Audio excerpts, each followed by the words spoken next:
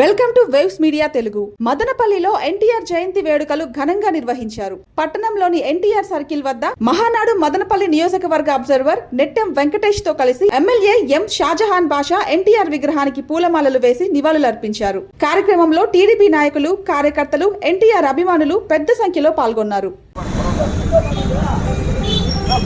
నటరత్న నందమూరి తారక రామారావు గారి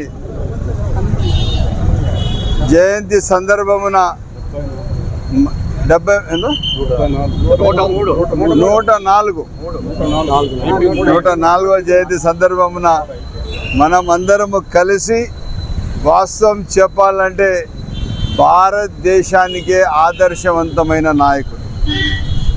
పార్టీ స్థాపించింది వ్యక్తిగత స్వలాభం కోసం కాదు, పార్టీ తీసుకొని వచ్చింది సొంత అజెండా కోసం కాదు. పార్టీ తీసుకొని వచ్చింది బడుగు బలహీన వర్గాల కోసం. ఏమేమి మనిషికి మంచి గుడ్డ ఇవ్వాల, ఒక ఇల్లు ఇవ్వాలి, నీడ ఇవ్వాల, 2 రూపాయల కిలో బియ్యం ఇవ్వాల, రైతులకు పూర్తి స్థాయి 50 రూపాయలకే కరెంట్ ఇచ్చేటట్టుగా పూర్తి స్థాయిగా ఒక ఆలోచనతో, ఒక ధ్యేయంతో పనిచేసిన మనిషి ఎన్టీ రామారావు గారు. ఆయన మన అందరికీ ఆదర్శం.